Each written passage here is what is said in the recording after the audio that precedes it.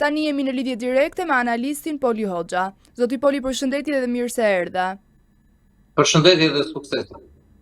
Faleminderit. Përplasja e parë e Berishës në Këshillin Kombëtar, çfarë tregoi?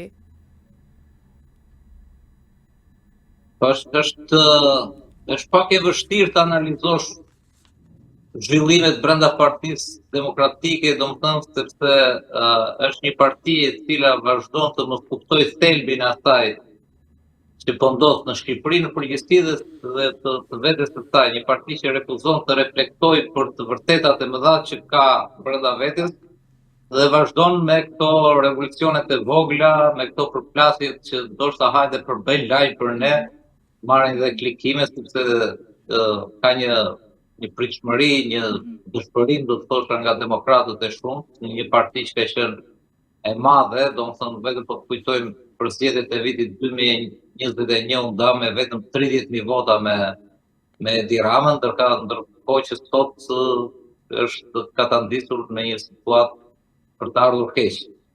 Dhe në këtë kuptim, këto lloj unë shikoj me një farë skepticizmi në kuptimin dakord, aty ka njerëz që nuk po durojnë dot më të thonë të kërkojnë ndryshim, të kërkojnë risi, por kur vjen puna, unë e kam quajtur, vjen puna shkojnë deri tek Çamur Noka, domethënë kemi aty brenda një lëvizje që ka filluar që pas zgjedhjeve dhe me zgjedhjet e kryetarëve, kemi parë edhe në rrjet kërkesa për të larguar Çamur Nokën nga sekretari i përgjithshëm, që mund të jenë shumë të drejta, por është njësoj sikur të kërkosh një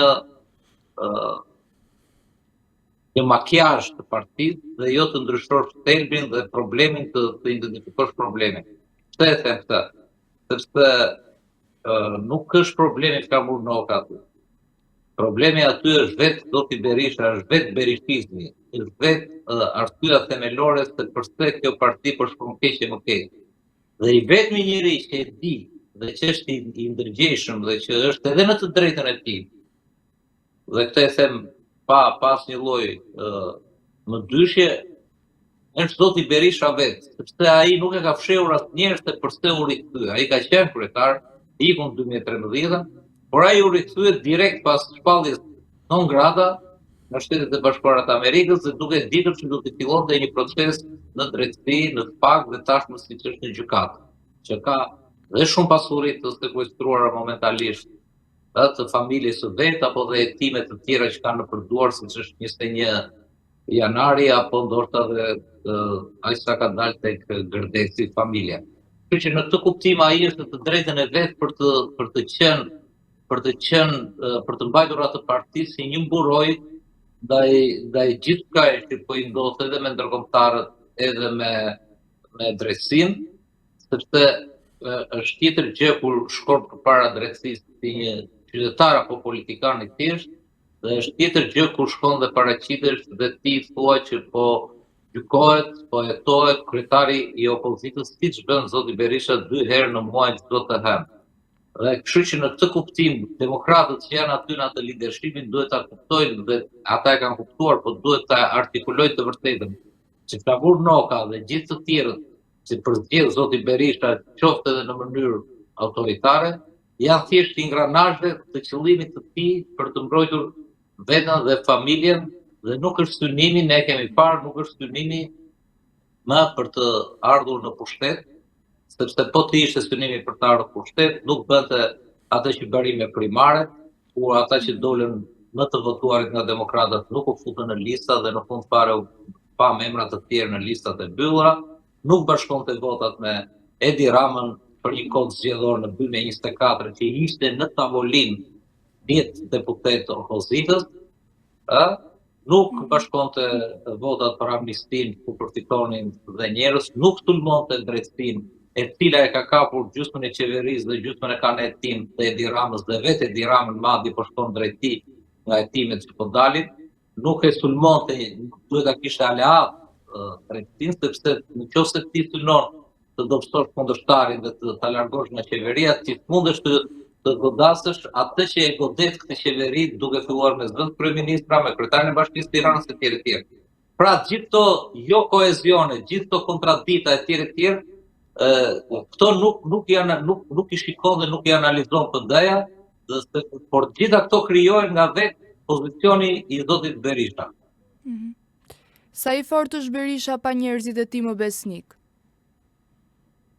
Po ka të bëjë me fortësia e se fortësi zoti Berisha patjetër është i fortë se ka 36 vite, është 2 herë president, pavarësisht se herën e dytë vetëm 10 ditë deti, nuk pranoi të largohej në 97-ën, është 2 herë kryeministër, është një njeri i cili e ka të konsoliduar rrethin e vet, madje shpesh edhe i dhujtarinë e vet, por a mjaftojnë, nuk është çështje se kush është zoti Berisha. Unë nuk kam asgjë me zotin Berisha. Çështja është, a është zoti Berisha ai njeri i cili e mund Partinë Socialiste dhe i rikthen demokratët në pushtet? A është në zoti Berisha ai i cili mund të krijojë marrëdhënie siç i ka patur tradicionalisht si parti e djathtë me perëndimin me SBA-n, Partia Demokratike, që dhe ne dim shumë mirë në Shqipëri që pa përkrahjen e SBA-s dhe Gjermanisë apo perëndimin ti e ke shumë të vështirë të vish në pushtet. A është në zoti Berisha një person i cili nuk ka faktura të kaluar së tij për të paguar? Domethënë, sa herë bën zgjedhje?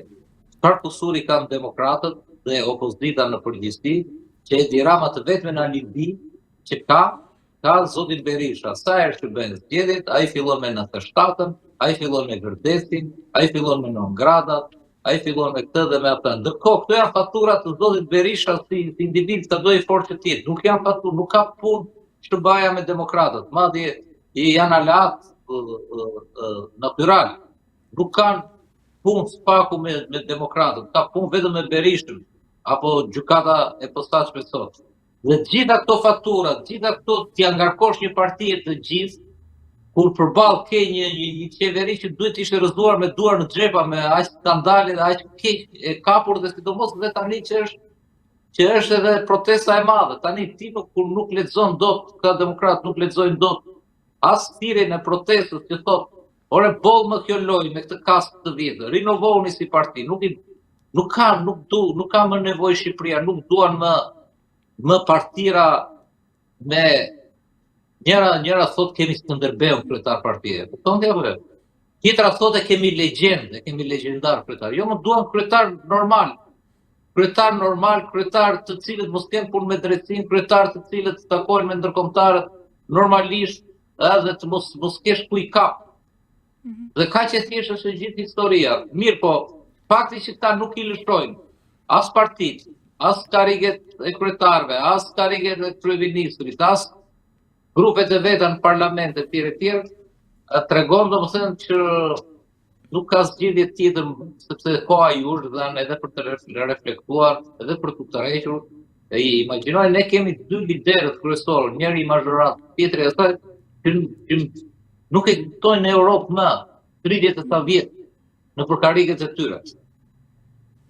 Atëherë le të kalojmë pak tek Belinda Balluku. Pse nuk ka ende zhvillime në lidhje me të?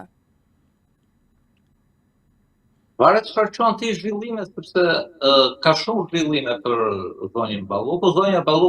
Zonjës Balluku i filloi hetimi dhe akuzën, në fakt ende zyrtare e ka për pabarazi tendera për specifikisht për tunelin e Llogaras, po ndërkohë që ju krijua dhe dosja e UNAT-s së re.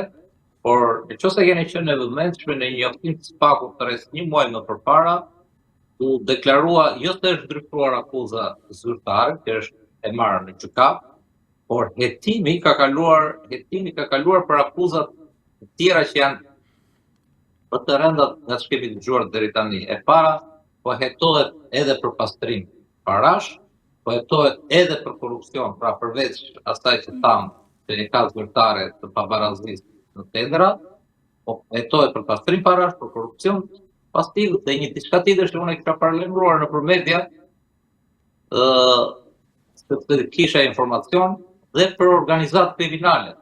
Domethënë, pa ju shtuar këto drejtimet e hetimit që do kthehen në akuza patjetër, Në qoftë se ju kujtohet në parlament kur u diskutua për çështjen e imunitetit që e mbrojti me forcën e kartonëve Edi Rama duke urdhëruar grupin e vet parlamentar të kërkuar arrestimin, nëse ju kujtohet zoti Bravo aty ka thënë që akuzat për cilat ne e kemi sjell në ato 16 faqe deri tani, nëse ngrihen në minimumin e tyre, në maksimumin e tyre shkojnë tek 36 vjet dënim burg.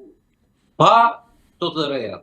Pyetja më e drejtë do ishte çfarë përtes Spaku dhe specifikisht kreu i ri i Spakut kur i ka thelluar hetimet siç pranon vet për akuza shumë të rënda, kur u gjet dhe një vilë, nëse keni parasysh historinë dhe tani është marrë i pandehur dhe ish trajneri, ish kapiteni kombëtar son zoti Tare, dhe u kap që është një vilë e zonjës Ballukut, që është një nga segmentet më të vegjël do thosha unë, sepse hetimi pasuror në saj ka shkuar shumë thellë. Dhe pyetja do ishte për çfarë e pengon Spakun që të përsërisë kërkesën kur në dhjetor ishte 16.000 faqe që u dha deputetëve. Dhe akuza ishte thjesht për pabarazi në tendra etj dhe në momentet e caktuara dhe pengim drejtësie. Ndërkohë që kjo është thelluar shumë, çfarë pengon zotin Bravo, sepse është në tagrin e drejtuesit të institucionit, që të çojë kërkesën e dytë të herë, se kemi edhe frymën e protestës, të çojë kërkesën e dytë në parlament për të ripërsëritur procedurën e heqjes së imunitetit dhe të kërkesën e pra të arrestimit. Tu ka dyshime, opozita po thotë që po i jep kohë Edi Ramës, po e shtyn atë deri në shtator etj. Nuk e besoj, ndoshta është një procedurë u pyet dhe dje në kuvend, në komision, dhe tha që jemi drejt kësaj procedure, sepse ka dhe një kontradikt. Vetë zoti Bravo javën e kaluar kur ishte sërish në kuvend për çështjen e integrimit etj. Dhe u pyet dhe kur u pyet për imunitetet dhe tha po tjetë për ne, tha dhe duhet tha që asnjë deputet mos ketë, asnjë pushtetar dhe asnjë deputet mos ketë imunitet, sepse imunitetet pengojnë tha hetimet dhe imuniteti i zonjës Ballukut tha specifikisht na pengon hetimet. Tani kur ti nga një anë thua që imuniteti i saj më pengon hetimet dhe ti nuk e bën hapin, nuk shkon ta kërkosh kur ke shtuar dhe provat, siç ta parashtrova dhe siç e kanë pranuar edhe vet, me atë njoftimin e famshëm për akuzat e reja që priten të shtohen. Tu lihet diçka për të bërë. Po unë besoj që para mbylljes së parlamentit, duket është data 23, do t'i çohet parlamentin, pastaj a e fut në procedurë Edi Rama, domethënë para shtatorit me perspektivë, unë nuk e besoj, nuk e vën dyshim. Por unë i bëj thirrje Spakut që të mos e vonojë më këtë si proces. Ajo të bëj aktin e vet, ta çojë domethënë kërkesën e imunitetit, pastaj ne e dim se çfarë bën Edi Rama, se si do vonojë, si do përkolitet etj. Por në frymën e protestës nuk besoj se do ketë guxim apo dhe presioni ndërkombëtar dhe për këtë si çështje. Ne dim që është një nga çështjet që na rrezikon. Ajo që bëri në parlament na rrezikon edhe integrimi në BE është hapur nga Bashkimi Evropian, nga raporti i Komisionit Evropian apo dhe nga gjermanët. Kështu që Spaku, ose më saktë kryetari i Spakut duhet ta shikojë mirë këtë çështje dhe në frymën, sepse protesta që po ndodh sot është ai opinion publik i vetmi që e ka mbrojtur Spakun. Ne e dim shumë mirë që ndaj Spakut ka patur një front të egër, ndaj prokurorëve, sidomos në kohën e Dumanit, 3 vjeçin e Dumanit, një front i egër politiko të dy palët të bashkuara, mazhorancë PSD dhe PD, po dhe mediatik. Nuk hapi dot televizorin, gazetarë të rrallë e mbronin punën e Spakut dhe analistë të rrallë e kanë mbrojtur punën e Spakut, por mbi të gjitha mbrojtësin më të madh ka patur ata që ka sot në shesh Spaku. Ka patur opinionin publik që sa herë bëheshin sondazhet e gatuajt, rreth 70% dhe ka përkrahur punën e Spakut. Dhe ti nuk mund ta lësh në baltë ta mbrojtës. Tani, nuk mund t'i lësh në baltë në kuptimin kur ti ke letrat ti bëj punën tënde, unë kam qenë kundër asaj që të tjerët, pse i vën afatit Spaku, kur do arrestoj këtë, kur do hetoj këtë, kur do Apo i afrohet, e kuptoj, apo i afrohet Spaku dhe Ramës dhe e dëmton Ramën çështja e korrupsionit. A e dëmton Ramën, po Ramën, shko, tashmë është, ka dalë nga të gjitha, po ti mbledhësh të gjitha dosjet e bujshme, asaj të gjitha shkojnë të çojnë, si është shpreha e vitet, të gjitha rrugët në kur ishte Roma, që sundonte gjithë botën, gjitha rrugët të çojnë në Romë, është shpreha e fatshme, dhe të gjitha rrugët e këtyre ekipeve të çojnë te Edi Rama. Edi Rama është aty brenda. As nuk ka asnjë lloj dyshimi që madje është dhe koka e gjithë kësaj. Për mos thënë, por koka e dukshme, sepse mos flasim për prapaskenën, por gjitha, u po të marrë vetëm 2 operacionet e fundit të bujshme të Spakut, që u sekuestruar në rreth 1,5 milion metër katror ndërtim, u sekuestruar rreth 20 pulla, u sekuestruar resorte të mëdha në 2 goditje, i dini shumë mirë, dhe kush i ka dhënë lekët e tyre? Që ishin gjitha resorte dhe pastrimi pastër i parave të kokainës, të trafikut ndërkombëtar të kokainës që nga Amerika Latine dhe madje edhe Paraguay që se kishin dëgjuar. Dhe gjithë kjo para pastroi kush i jep leje të resorteve. Kush i jep leje të çdo ndërtimi tashmë në Shqipëri mbi 8 kate, jep vetë kryeministri. Është kryetari këtë kretës. E para, e dyta. Edi Rama e vërtetoi veten që është dhe de facto i përfshirë kur mbrojti Belinda Balluku. Belinda Balluku i ka thënë në zyrë, në qoftë dhe këtë e them me përgjegjësi, në qoftë se Spaku gjen ndonjë diçka për mua, ka ndonjë diçka për mua, apo dhe në të ardhmen zbulon ndonjë diçka për mua për të cilën ti nuk ke qenë në dieni dhe nuk më ke porostitur ti apo nuk jam konsultuar me ty, atëherë unë shkoj me këmbët e vija në burg. Dhe kjo është gjithë tashmë çështja Balluku është vetë çështja Rama, dhe prandaj ai duke ditur shumë mirë që kishte marrë ultimatume nga ndërkombëtarët, duke ditur shumë mirë që po bënte një puç ndaj drejtësisë, ndaj Spakut, po ndaj drejtësisë, duke e mbrojtur me forcën e kartonave Belinda Ballukun, ai e dinte që po i shkurtonte, po priste degët e veta, edhe me ndërkombëtarët, edhe me opinionin publik, edhe me përfuqinë, por e kishte detyrim për saktim, sepse në qoftë se bie Balluku, kur themi Balluku nuk kuptojmë Rama, kur themi Rama nuk kuptojmë Balluku. Kështu që në këtë kuptim ai patjetër që është në Spak, por është aktualisht kryeministri i një vendi antar të NATO-s dhe edhe Kroacia, Sanaderi që ishte kryeministri i Kroacisë, vetëm 2-3 muaj pasi firmosi futjen e Kroacisë në Bashkimin Evropian, është arrestuar, dha dhe dorëheqjen dhe është arrestuar në Vjenë dhe vetëm para pak kohësh doli me kusht pas 10-15 vitesh burg. Apo vepron Spak pa dallime politike? Po, patjetër që po vepron, sepse nuk e di pse ma bën të pyetjen, e bën nga komentet e opozitës, që thot opozita na godet më shumë neve, apo nga komentet e mazhorancës, sepse Spaku për të njëjtën gjë e akuzoi të dyja palët. Ata thonë ja po e përkëdhel Sali Berishën dhe s'po godet sa duhet nga opozita, nga prish-ministrat e tjerë, të tjerë thonë bën gjoja urdhër të Ramës të arreston Eliajn apo tjetrin, por në fakt nuk prek Edi Rama.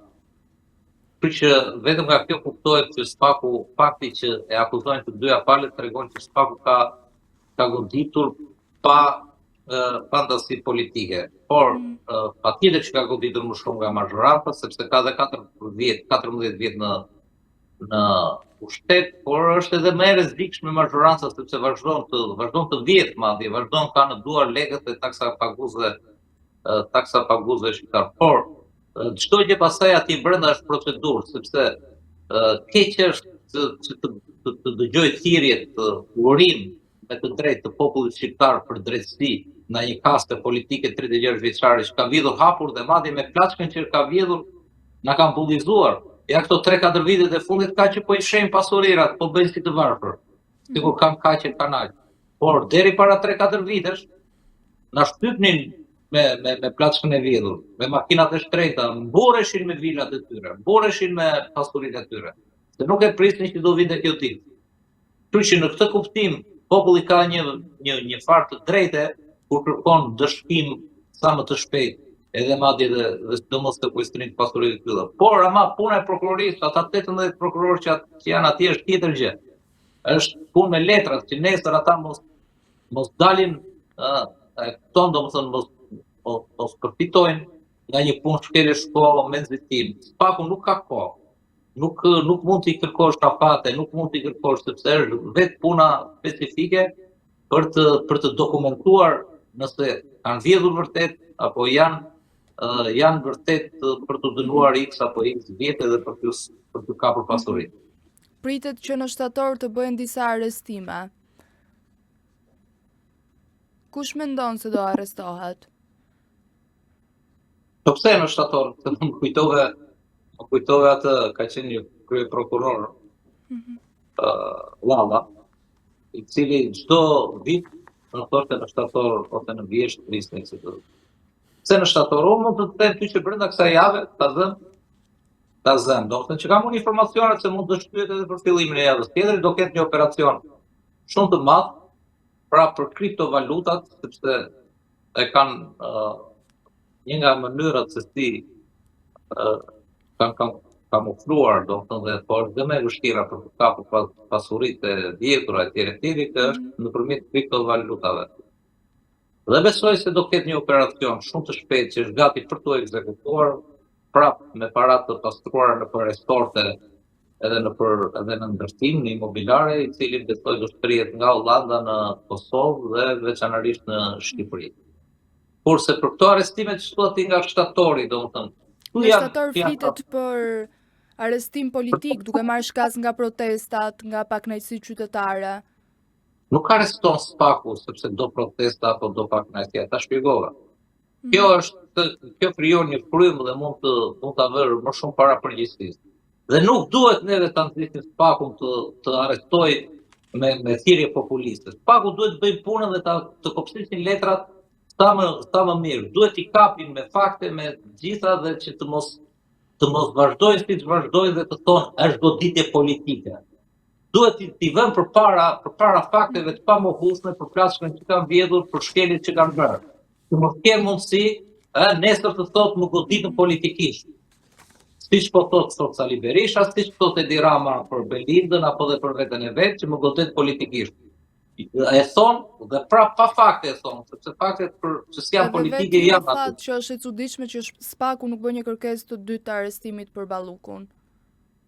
Po e thash për këtë segment, do të thënë po krijon një farë, thash që është opozita që po ashtu. Ne nuk jo dim, sepse edhe është bërë dhe më diskret. Ne nuk e dim se si është çështja, por me logjikën më të thjeshtë, përderisa ti me faktet e dhjetorit, me faktet që kishe deri në dhjetor të vitit të kaluar, kërkove arrestimin dhe heqjen e imunitetit.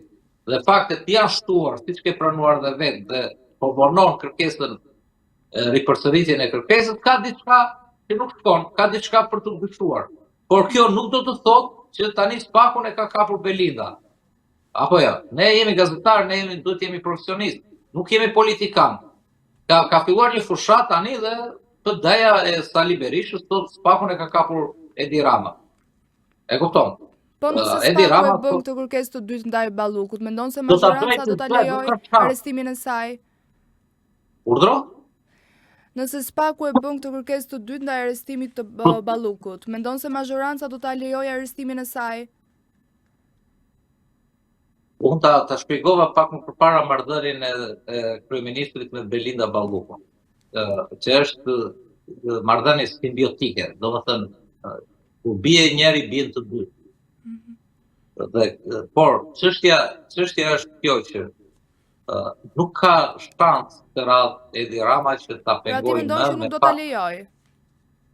Ai nuk do që ta lejojë. Por dhe ai është në një furth, është në një graf. Nëse e mbron sërish me faktet e reja dhe sidomos me këtë klim të protestave, me këtë klim ndërkombëtare, është duke kryer vetvrasje. Por politike por dhe nëse e lejon,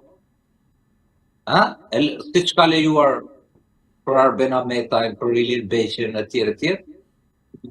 Dhe në qoftë se lejon është prapë vetë vrasje. Tani këta veti e kanë futur vete në këto situata.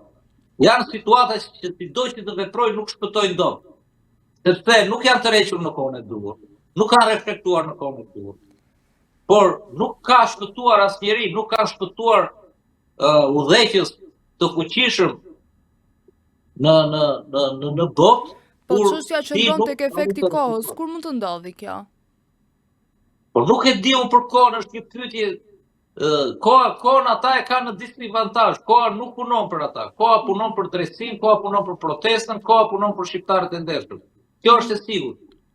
Por kohë tani të them kohën, e ke parasysh, është një unë përplasen shpirtin për të mirë, po të them unë. Kur e do ti? Të ejten është tot. Mos ndodh si me Berishën që ndodhi pasi iku si kryeministër. Po patjetër që lidhja në rastin nuk ka me Berishën nuk ndodhi kur iku si kryeministër, ndodhi shumë kohë, po ishte tjetër lloj drejtësie. Nuk ishte krijuar SPAK-u, nuk ishte një strukturë, është strukturë speciale posaçme. Çështja është që dhe për Edi Ramën, qenia kryeministër, dhe mos kujto ti se Edi Rama nuk do, e di shumë mirë që i ka mbyllur ditët e veta, nuk do të largohet, por ata janë në situatë që duan të largohen duke negociuar fatin e tyre penal dhe pasuritë e tyre. Dhe frika të bën të qëndrosh dhe më fort, sepse e din shumë mirë, prandaj kur të bëra analizën e Partisë Demokratike, kujton ti se Sali Berisha në këtë moshë nuk do të splot kockat e veta në det që ka dhe qef aty në Lals, edhe të bëj një shëtitje apo të shkruaj kujtime, por nuk ikën dot. Nuk ikën dot sepse po iku nuk mbron dot si kryetar opozitës, si kryetar partie pasurit, trashëgimin e vet apo dhe rrugën penale ku është futur. Dhe e njëjta gjë edhe me Edi Ramën. Edi Rama e di që nëse sot që është ejtë, jep dorëheqjen nga kryeministër, ai shkurton ditët e veta drejt burgut dhe drejt përgjegjësisë penale. Kështu që në këtë kuptim, por kjo është rruga më e gabuar që kanë zgjedhur, sepse është rruga e një fundit të dëshpëruar përgjithsisht. Kemi parë Arafatin, kemi parë Sadamin, kemi parë ky e bëri me negociat iku vetë të vajtit e Rusët, kemi parë Al-Basharin tani së fundmi në Siri. Nuk mundesh, që ishin të fuqishëm, ishin jashtëzakonisht të fuqishëm. Nuk mundesh ti të përfitosh kohë me dhunë kur të ka mbaruar koha, sepse ne nuk kemi të bëjmë, ne po flasim në përgjithësi kur të do populli, apo ja, që ke një protest të madh e tjerë. Por edhe sikur të mos ishte kjo, ne nuk kemi të bëjmë me një klasë politike të virgjëresë. Po në Britaninë e Madhe, në Angli, ishte 8 milion vota për pako gjë dha dorëheqjen kryeministrit. Ta duhet ta kishin dhënë dorëheqjen me kohë, që për incineratorët, që për kudo që ta fusësh dorën, ke skandale. Dhe këta nuk është se ka ardhur koha për të dhënë dorëheqjen dhe për ta lënë atë punë. Problemi është që këta nuk refuzojnë dhe nuk duan të dorëzohen. Atëherë drejt kujt do shkojnë? Do shkojnë drejt një detyrim për taktimi dhe koha që thua ti te SPAK-u është një kohë që ne nuk ja vendosim dot. Kushdo që i bën presion SPAK-ut se ky është tek. SPAK-u ka problemet e veta. Unë që jam nga një mbrojtësit të mëdhenj, ta bëra një kritik tani që nuk po del mirë me mosçuarjen në parlament, duke i dhënë kohë Edi Ramës deri në shtator me mosçuarjen e kërkesës për zonjën Balluku. Por SPAK-u patjetër, mëse SPAK-u me shqiptarë është i përbërë. Me prokuror, unë me drejtuesin tuaj aty njohin shumë mirë, me Bledin, prokuror që kanë qenë në sistemin e vjetër, prokurorin e krimeve të rënda dhe e tjerë. Dhe shqiptarë janë dhe ata. Dhe unë jam dhe nga ata që kam thënë që SPAK-u do bëhet SPAK dhe unë do ta në kuptimin e vërtet fjalës kur të filloj dhe të arrestoj dhe brenda vetes. Dhe ka dhe brenda vetes, por ama vektorin, ama drejtimin dhe falë ndërkombëtarëve, dhe falë mbështetjes që ka. Në një farë mënyrë edhe ata janë vetpejnë të punës së tyre prokurorët e SPAK-ut. Nuk e lëvizin dot bishtin shumë kollaj, se janë të monitoruar, të sponsorizuar nga ndërkombëtarët, nga amerikanët, nga gjermanët, por dhe janë dhe në vëmendje të opinionit publik. Unë që jam mbështetës i madh, në momentin që do shikoj që po të se do ta sulmoj. Do ta sulmoj, patjetër që duhet sulmuar, sepse i ka varur shpresat një popull i gjithë për të bërë drejtësi. Atëherë për mbylljet kësaj bisede kisha edhe një pyetje të fundit për ty. Si e shikoni protestën? Sot është dita e 46, a do ketë vimësi kjo protestë dhe a do arrijë qëllimin e saj? Kjo protestë nuk ka kohë, një. Dhe nuk ka kohë dhe nuk ka numër. Kjo është një protestë e cila ka prishur gjithë ato kornizat, premet duhet në komunikim, gjithë pilet e vjetra, siç e kemi mësuar, madje po studiohet edhe nga ndërkombëtarët, sepse është një lloj proteste e cila ka lindur ndryshe dhe po vazhdon të jetë ndryshe dhe përfundimin do ta ketë patjetër do ta ketë me fitore. Sepse është një protestë që ka lindur natyrshëm nga një mlleth i mbledhur në 36 vite, nga një mlleth me kastën politike, nga një mlleth me pabarazim, nga një mlleth me partitë politike, me lojrat e tyre, ka një parollë shumë të bukur aty, ata game over.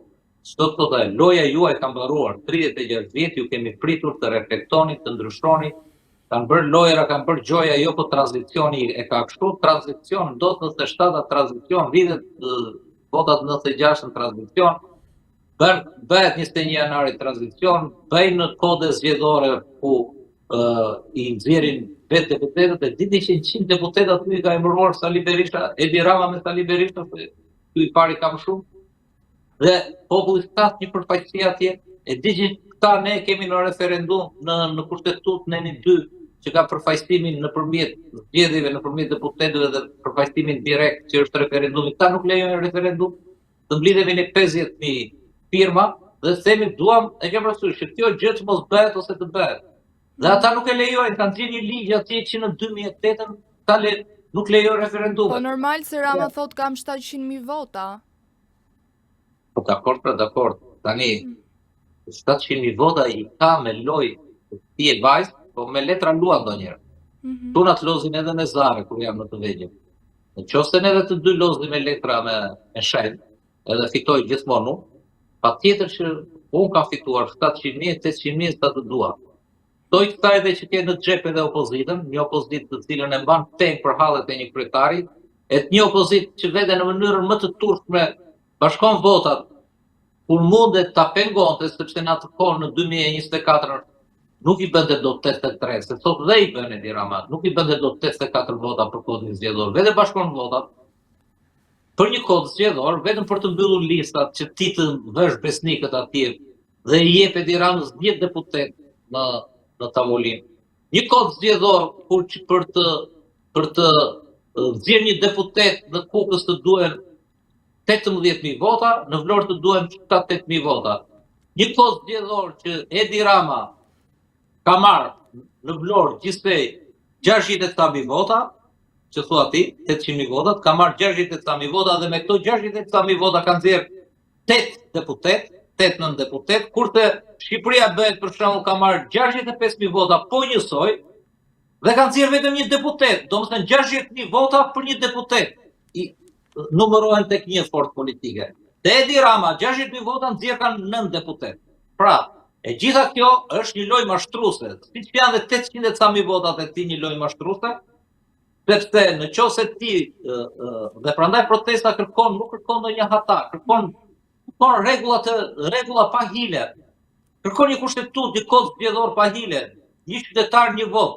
Kërkon të më jepet e drejta e referendumit. Kërkon që mos bëhen ligje për një njeri. Ky bën ligje për një njeri. Dhe e gjitha kjo nuk është në një habi apo në një hata e madhe që thonë çfarë duan këta. Wow. Këto janë A-ja, B-ja, Z-ja e demokracisë normale. Pra, protesta dhe gjithë shqiptarët tani duan një demokraci normale që patjetër do ketë korrupsion, patjetër do ketë korrupsion zgjedhor, por ka dhe një qytet ligjor që i lufton. Këto është një luftë e përjetshme, po jo kështu siç e kanë bërë këta. Këta e kanë bërë domethënë që këta kanë vendosur rregullat e lojës siç duan këta dhe dalin gjithmonë këta fitues. Këta fëmijët e këtyre familjarët e këtyre, entourazhi i këtyre janë madje edhe më të zotë se gjithë shqiptarët e tjerë për të bërë biznesmen të suksesshëm. Apo e ke vënë? Ta janë të zotë, ne të tjerët e ke parasysh jemi hujnë druri. Dhe e gjitha kjo duhet marrë fund dhe të kthehet kapitalizmi, demokracia funksionale, meritokracia, kush në fëmijë i Zotit. Ti shiko çfarë ndodh nëpër partira. Partirat që nuk arrin do të bëjnë asgjë të lira. Vajti dje te Këshilli Kombëtar kjo e Durrësit, kandidatja domethënë dhe kërkoi të depozitonte një rezolutë. Çfarë thoshte rezoluta e Ilirianit? Çfarë thoshte rezoluta? Thoshte të hapin partinë, ti përshtatemi frymës së protestës. Ja u dha poshtë, Berisha në krye, u bë rrumuj atje. Sot ka dalë të njëjtën gjë, po kërkon Elisa Spiropalin tek PS-ja. Kujton se do t'ja pranoj? Se mos do bëj parti më vete dhe Elisa. Po nuk ka lidhje, nuk bën Elisa parti më vete, as protesta nuk bën parti. A e kupton çfarë janë duke thënë dhe çfarë kërkon protesta? Në qoftë se vendosen rregulla loje të drejta dhe të barabarta për gjithë, e bën me qef Elisa. Por të bësh parti me rregullat që ka vendosur në 2008 Sali Berisha me Edi Ramën, me këtë lloj kodi zgjedhor, me këtë lloj kushtetuese që e ndryshtuan natën atëherë, është një lloj sikur po të bësh parti të re, është një lloj sikur të pranosh vetë vesh me dëshirë në thertoren e Ramës dhe të Berishës. Se një lloj del rezultati, siç e duan ata. Bëj ti, bëj unë, le të bëj protesta, le të bëj kush të doj, le të bëj Trumpi të bëj parti këtu. Që është presidenti i SBA-s, edhe po futen thertoren aty. Dhe gjithë ideja është që të ndryshojnë rregullat e lojës, të bëhen rregulla të barabarta, me zare pa hile, me letra pa shenja, dhe le të futet kush të doj, dhe Rama me Berishën bashkë, nuk i thot njeri ikni, po futuni në rregulla të drejta. Dhe ta shikojmë sa ju do populli. Ka që thjeshtë. Zoti Poli, të falenderoj shumë. Ishte kënaqësi. Faleminderit. Ju pëlqeu kjo video? Atëherë bashkohuni me ne. Na ndiqni në Instagram, Facebook dhe TikTok dhe bëni subscribe në YouTube. Klikoni like dhe share dhe aktivizoni njoftimet për të mos humbur asnjë video të re. Faleminderit për mbështetjen.